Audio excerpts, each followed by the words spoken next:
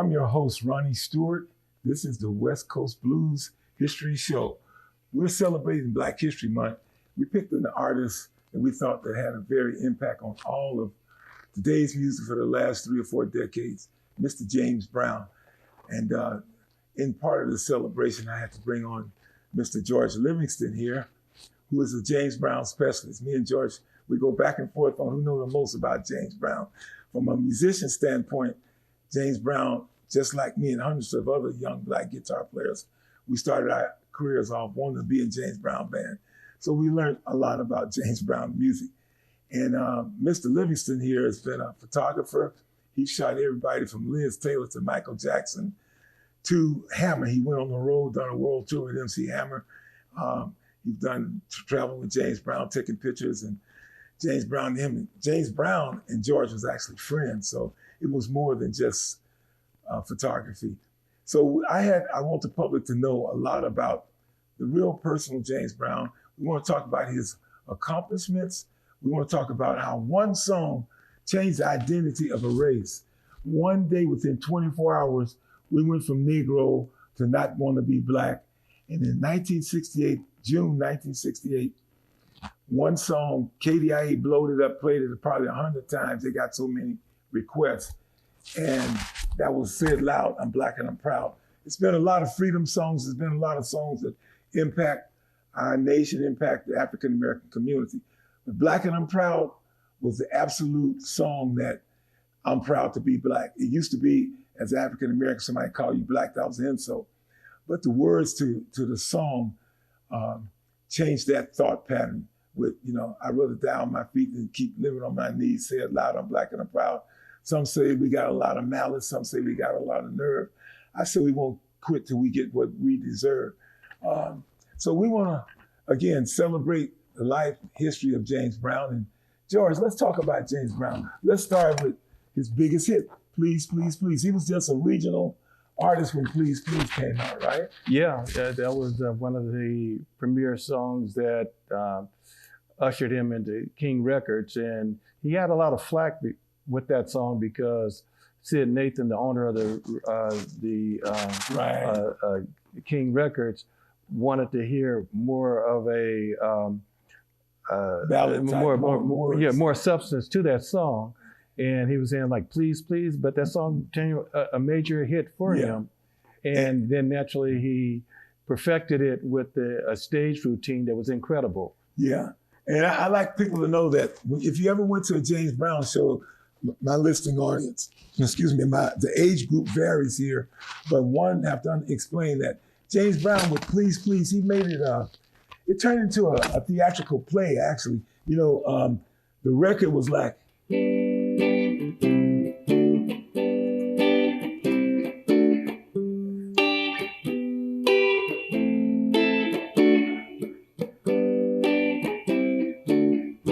that was a tempo, but on a live show, he put dynamics in, and then of course he got this gorgeous Georgia wrestler. James Brown borrowed the cape from him, and it was a thing about please, please, please. And what he was trying to show the audience is that, please, please don't go. So he would do this whole show around, please don't go. And then Danny Ray, or whoever the MC was at the time,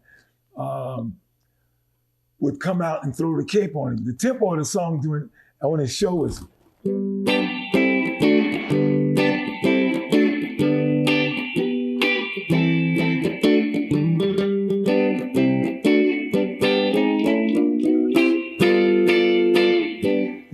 And when he do the,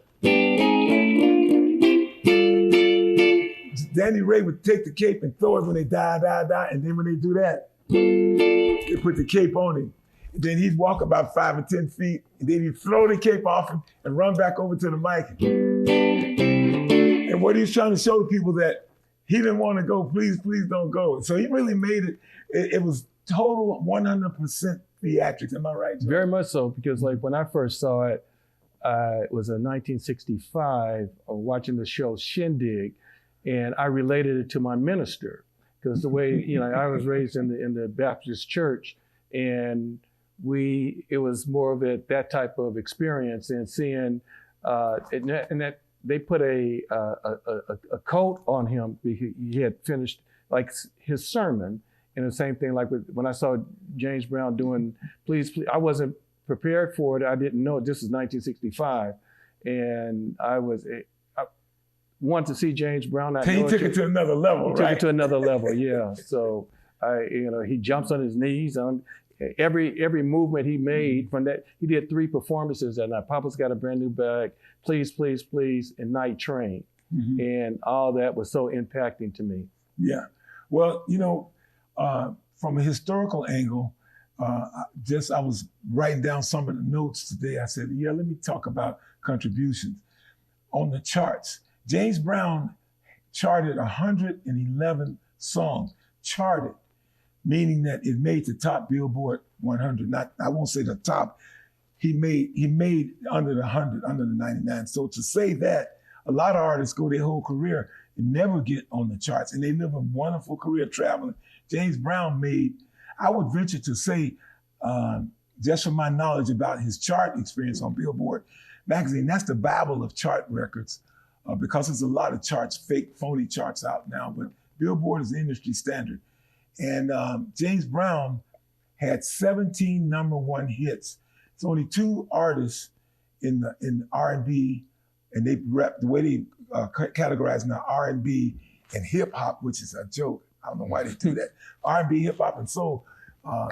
James Brown, only 2 people beat him out was Aretha Franklin and Stevie Wonder, respectively. They had 20, but James Brown had 17. And when you want to create a level playing field, you had big, huge marketing companies and labels. Aretha was on Atlantic Records, and Stevie Wonder, obviously Motown, Tamala Records. So they had these mighty promotional $1 million campaigns to push him to the top. But James Brown, he was just pure gut, pure soul, and his records sold because they were good records. And he didn't have, if you listen to Stevie Wonder, you listen to Aretha Franklin, he didn't have productions like they did. He just had the great horn section, great Jimmy Nolan, Country Kellum, and all the Cheese Martin, all the great guitar players, and Bernard Odom, all the great bass players. But George, let's talk about this song, which changed America. I mean, I said changed the Black community.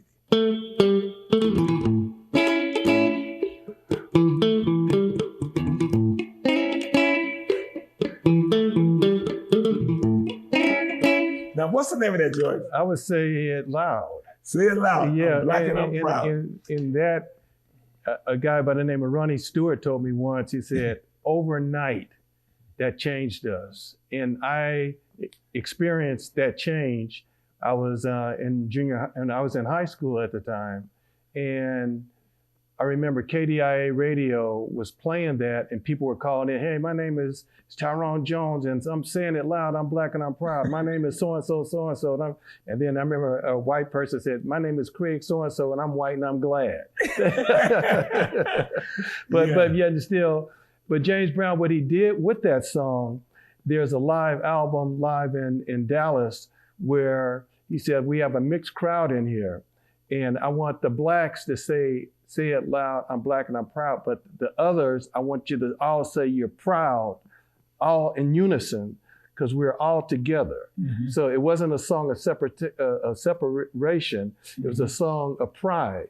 But he said, within my fanship that embraces so many, I want everybody to say I'm proud. Mm-hmm. So that's the thing with that song. And I want to mention this.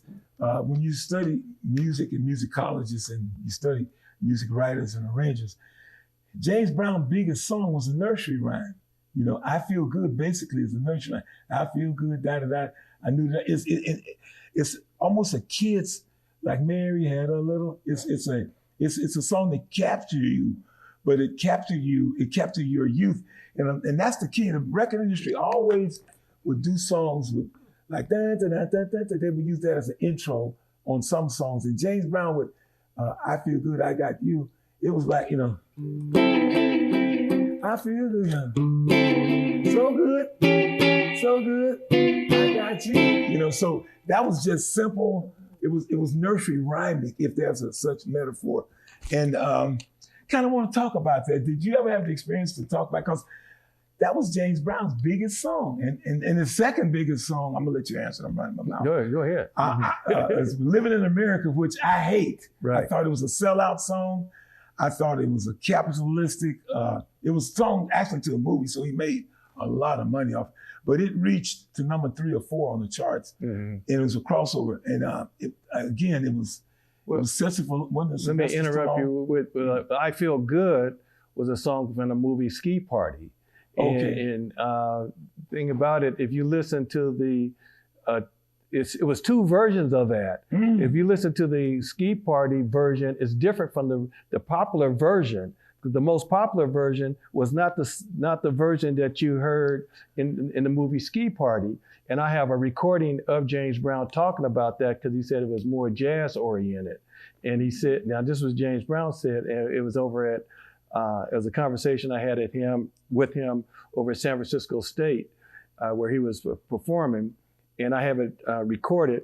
And they were playing a video of him with Ski Party. And as I was listening to it and hearing both versions, you could definitely tell these are 2 versions of that same song. And like when James Brown, he had a method a lot of times where, like this one song called "I Don't Care," and that turned out to be "Cold Sweat." You know, oh yeah, I don't care. You know, yeah. Now, every guitar player, I'm looking in the camera, I'm saying it, all you guitar players, you're playing it wrong.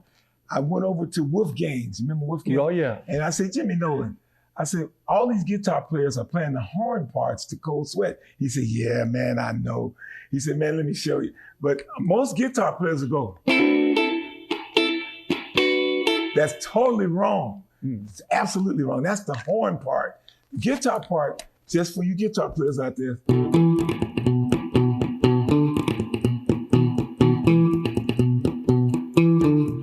That is the guitar part to Cold Sweat. And it's ironically, I was fortunate enough to get to Jimmy Nolan so he could show it to me, but no one can argue with me about not playing that right, because the master himself showed it to me. Oh yeah. And if you listen to the rhythm on this, everything, if you looked at the movie, you remember the movie, James Brown movie, he would say, I want everybody to play the drums, right. You know, and before we started the show, and like I'm not a musician, so I didn't really know what he was talking about. I know you and Linda, they know what I'm talking about. Yeah. And that, because he was saying, what is that? And he was pointing to a guitar, and he says, a guitar? He said, no, it's a drum. Right. And it threw me off, because I'm not a musician. Then he asked the guy who played Mazio in the movie, he said, what's that? Yeah. He said, it's a drum. It's a drum. Exactly. Then he said, it's a drum. I said, okay, that's what, he had a philosophy. Yeah. James Brown, I mean, he had a philosophy that made him a sensational musician and a record seller, you know. Yeah. And James Brown, he told, he would say, and this, again, ladies and gentlemen, we're talking about how important James Brown is. You're listening to VCAT TV, Vallejo Channel 27. You can go on the line, vcat.tv, or you can go VCAT Channel 99, AT&T. Just want to mention that. And don't forget to donate. But I'm going to go back to James Brown.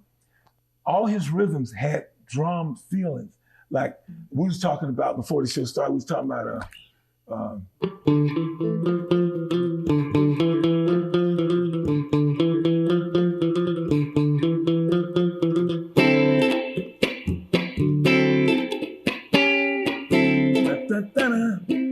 that's the good foot. But listen to my chops, you know. You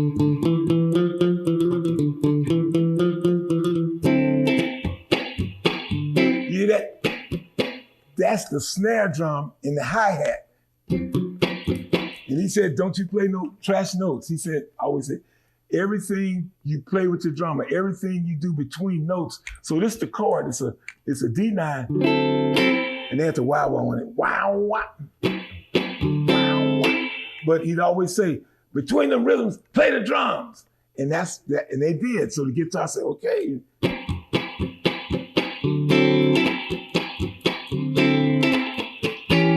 So musically, all you musicians out there know, I was playing a D9 to an A7, and I grabbed the whole A chord, but you know, Jimmy Nolan and them, they would only grab the 3 notes of the chord. And that's just a music lesson. So George, I want to get back to James Brown's influence. Even all the rappers. Let's talk about the Funky Drummer. It's been said that record has been played over 10,000 artists, rap artists, and recordings of the Funky Drummer. You want me to elaborate on that? Yeah, let's talk about that. How important James Brown is to rappers. Let's talk about how it came about, where the drummer, I think it was Clyde Stubblefield, I think. And Stubblefield, right. What had happened, he said that they had just come out on a tour, and they went over to the studio, and he said, I was tired as everything. And he said, I just played it, that one beat, and not knowing that it became phenomenal the way it did, right. And to be sampled the way it is. Most sampled. And he said that I was just so tired, but I just played, you know, that beat to Funky Drummer, and it's something that's been it's a phenomenal riff right there. Yeah, and since we are talking about Black History Month, we must talk about and elaborate on James Brown's impact, even today, on even the 70s era. Every band, Vallejo's Own can function, Lakeside, Daz Band, Barcade. Let me interrupt you. Mm-hmm. If you saw the movie, there's one scene where he's talking to this woman, and he says, every song in your collection has some of me in it. Yeah. Remember he said that. Yeah, and that's true. And that's what, and he said it with so much confidence. And that's the type. Well, one thing about, we got to go back with James Brown. He came from a real turbulent life, and by his turbulence, it gave him so much determination to succeed. And there was a song that's like the signature of him is "I Refuse to Lose." Mm-hmm. That's James Brown. Mm-hmm. He didn't have the conveniences of being looked as a good-looking person. He wasn't looked at as being somebody that had the good voice. So he used those obstacles mm-hmm. for him to achieve what he achieved. I mean, like we talked about the things he possessed as far as Learjets and radio stations and all. Mm-hmm. It was because of his determination. Mm-hmm. I mean, he was sent home from school because he had insufficient clothes. Yeah. He did not have. A buddy of mine by the name of Calvin Lincoln, I think you know him, he says... He's on the station, ladies and gentlemen, on Saturday nights. Check him out. But Calvin, he says, James Brown was a -0, where he had nothing to obtain everything. Mm-hmm. Boom. Yeah, you know, and I want to add to that, George. I never forget James Brown said, he was on Donald Wharton's show on KPFA, and he said, you know, I used to shine shoes at this auditorium in Augusta, Georgia. And he said, I bought that whole auditorium. Yeah. And he said, I used to shine shoes there. And the white man chased me away. And he said, now I own it. Yeah. He said that was just a... That's saying a lot. Can you imagine a black kid in the South? He was a determined man. On the steps of an auditorium. Now you own the auditorium. Everybody, the whole staff, everybody work for you. Yeah. That's very powerful. Yeah, and he was an entrepreneur, and he is like, if you hear some of the songs that he made of determination, and that, like with me, Papa's Got a Brand New Bag, I Feel Good, yeah. But then don't be a dropout, stay in school, get a good education, and America's my home. I don't want nobody to give me nothing. I don't want nobody to give me nothing. Open the door, I get it myself. Self-pride. But like what you said, he made black people one. You know, like a light-skinned black and a dark-skinned black. He was in a conversation once with Tom Joyner, and John Turner was a fair-skinned black man, right?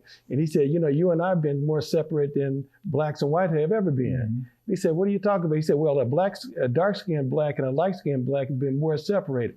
And Tom Turner looked at him. He said, but when I said I'm black and I'm proud, that put us all together as one. True. And I definitely related to that, seeing black, hey, you black so-and-so, so-and-so, you high yellow so-and-so, so-and-so. Yeah. When Black and Proud came out, we were all one for a brief period of time. So that changed again, you know, with, you know, the races and everything. But I'm glad that I lived through that era of seeing black people as one. Yeah, another point about James Brown, his influence, it took him about 10 years to even get royalties for all the songs that they ripped off, the beats that they ripped off from him. Yeah. And he struggled through that. And I think that as a role model, it could be said, you know, that James Brown was egotistical, but James Brown, everything he done, like Muhammad Ali, be proud, be happy. James Brown had a right of ownership because he created all these sounds. If you look at all of this, all these sounds, Madison Avenue had this thing about funk, you know, acid funk, this funk, that rock, they naming labels. But James Brown music was always the same. I want to talk about that, Black and Proud. Since we're talking about Black History Month, let's talk about real quick the backlash of Black and Proud. I remember I read a couple of times that he wished he hadn't done Black and Proud because of his financial charts. You know, Black and Proud was like number 3 solely by black people. White people bought it because of the beat. But he said if he had to do it over, he wouldn't do it because it alienated him from a lot of the white audience. Yeah, he said that, and I still didn't really agree with him because it made us proud of who we were. But George have to intervene. Capitalistic, he talking about capitalizing. Right. If you're just looking at the almighty dollar, then yes. But if you're looking at racial pride and the changes and proudness that it brought to black people, to me, there's no dollar amount. You know, James Brown felt if he hadn't done that, he could have sold more records when he done other songs. Right. But that made him a political figure. Right. But then too, he had a lot of other issues. Remember when he supported President Nixon and people that they protested. Yeah. Well, James Brown was looking at it as a capitalist. See, when you get so rich, you're not black or white or Chinese or Mexican. It's all about the money. All about James Brown, he owned a Learjet. He owned two radio stations. So he had to say, hey, if I vote for Democrats, my taxes. If I vote for Republicans, my taxes. So he saw we could save millions of dollars being a Republican. Or been part of that whole ilk. And if you look at it from a capitalistic standpoint, he done what he had to do financially. Right, and it's understandable, and yet still he climbed such a high level that so many others that was in his competitional type of status, I mean, he just, like they said, he refused to lose. Right. He went way beyond those that, James Brown wasn't that good looking a guy. James Brown didn't sing that good. But hey, James Brown owned a jet. He went to the White House. He did things. He fed those that were in the needs. Right. Yet still, he has a lot of issues. We got to say, everybody, we all do. Issues. But yet still, so I'm not patting him on the back said he was all the greatest, but yet still, he had achieved a lot that I don't think we'll ever see. Well, George, we're gonna do a part 2 on this for Black History Month. Ladies and gentlemen, it's almost time for us to go. And my engineer is saying, how much time we got, engineer? Got about another minute. Okay, see, my engineer said 3 minutes. 3 minutes. I wonder who that engineer is, but go ahead. Well, who knows? You know, this is community TV, and you're listening to the West Coast Blues History Show. I'd like to thank our president, Sherry, and Pruitt, as I tried to say, Sherry Pruitt, for making this all possible. And George, we're glad you came. Yeah, thank you for having me. We're running out of time, but I do want to say, please donate to this station. Please support public broadcasting. It's free and it's educational. I don't know if you could just email us and tell us if you learned something new about the Godfather soul, Mr. Dynamite, Mr. Please, Please, Please himself, James Brown. And we got the James Brown buff of the world. No, I think I'm a little bit more knowledgeable. I think you do, yeah. No, I'm not. Yeah. This man, I mean, look what he got. And ladies and gentlemen, I want you to know he brought all this in.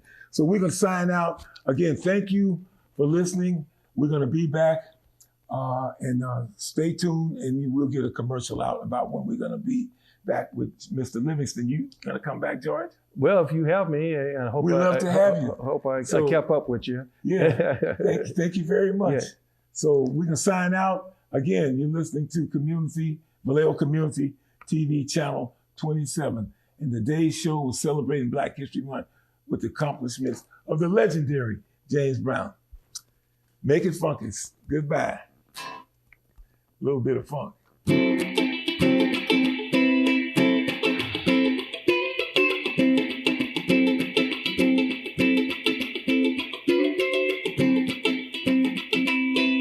Let's go to the bridge, George.